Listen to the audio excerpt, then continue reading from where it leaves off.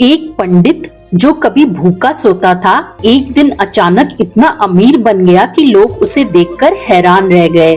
लेकिन कुछ ही समय बाद सब कुछ उससे छिन गया। सवाल ये है, माँ लक्ष्मी ने धन दिया भी खुद और धन वापस लिया भी खुद, पर क्यों? तो चलिए आगे की कहानी से जानते हैं।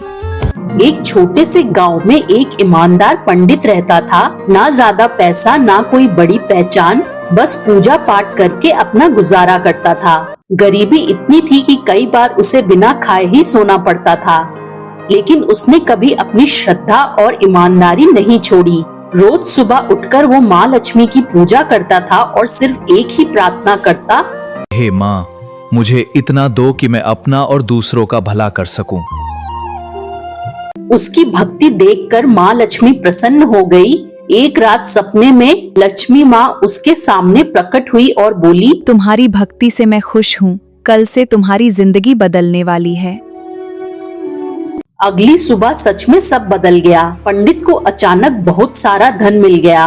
किसी ने जमीन दान में दी, किसी ने सोना। कुछ ही दिनों में वो गांव का सबसे अमीर आदमी बन गया। शुरू में पंडित ने अपनी दौलत का सही इस्तेमाल किया, गरीबों की मदद की, मंदिर बनवाया, लोगों को खाना खिलाया।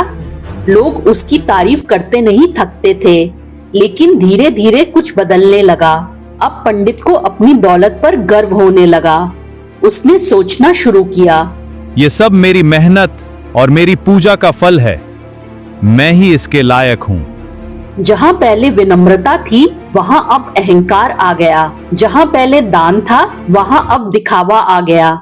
एक दिन एक भिखारी उसके घर में आया और मदद मांगी। पंडित जी, मैं बहुत परेशान हूँ, मेरी मदद कर दीजिए। खुद कमाओ, मुझे परेशान मत करो, मैं कोई मदद नहीं करूँगा। पंडित जी ने उसे डांटकर भगा दिया। उस रात फिर से माँ लक्ष्मी उसके सपने में आई, लेकिन इस बार उनका चेहरा शांत नहीं, क्रोधित था। मैंने तुम्हें धन दिया था कि तुम सेवा करो, लेकिन तुमने धन को अपने अहंकार का साधन बना लिया। अरे माँ, मैंने क्या गलती की? सब तो आपका दिया है। गलती ये नहीं कि तुम्हारे पास धन है, गलती ये है कि तुम भूल गए हो कि ये धन तुम्हारा नहीं है। और इतना कहकर वो अंतर्ध्यान हो गई। अगली सुबह सब कुछ बदल चुका था। जो जमीन मिली थी चली गई, जो सोना मिला था खो गया, जो लोग कल उसकी तारीफ करते थे आज उससे दूर हो गए। कुछ ही दिनों में पंडित वापस वहां आ गया जहां से उसने शुरू किया था। इस बार वो टूट गया था, लेकिन उसके अंदर एक नई समझ जन्म ले चुकी थी। पंडित फिर से माँ लक्ष्मी की पूजा करने लगा, लेकिन इस बार उसकी प्रार्थना बदल चुकी थी।